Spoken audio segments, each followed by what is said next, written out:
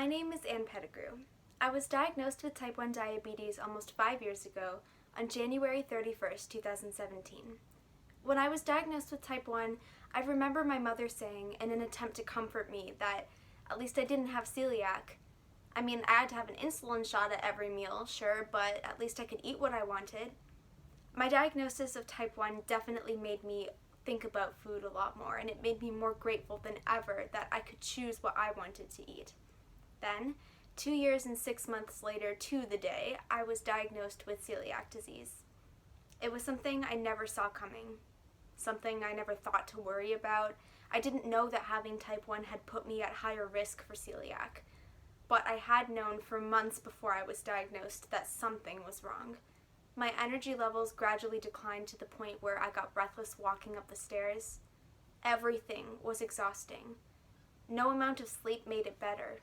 I became aware of how tired I was in April, but I didn't get blood work done until July, so I wasn't diagnosed until July 31st, 2019.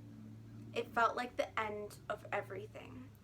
My heart broke for everything I was losing. My freedom, my control, my independence, and my usual Subway order, which I still have memorized because it was just that good: 6-inch pizza sub toasted on Italian bread with lettuce and needing 1.5 units of insulin to cover it for me personally. Perfection. And gone.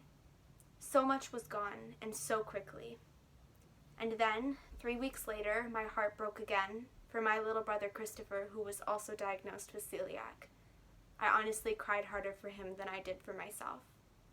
Together, we said goodbye to the foods we had to leave behind, and to a lot of traditions that had centered around them.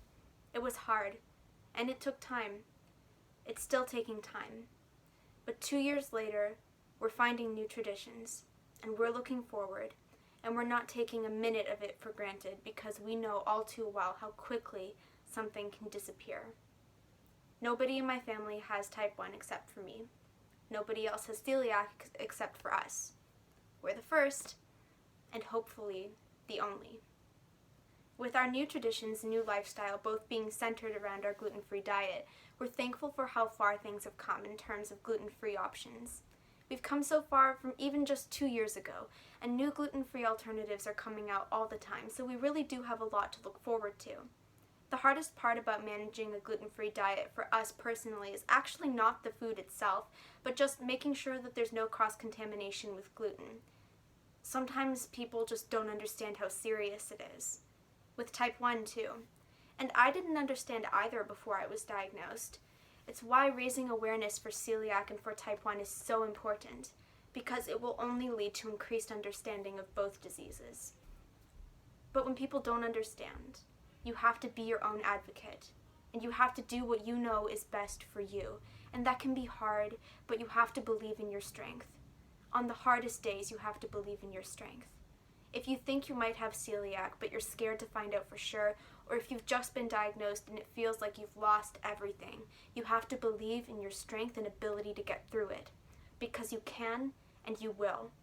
Things will get better. You are not alone. As someone who has had 2 life-changing diagnoses, I know how completely awful it feels to not be in control. But I got it back, and you will too, with the support of friends, family, and other people in the celiac and diabetes communities.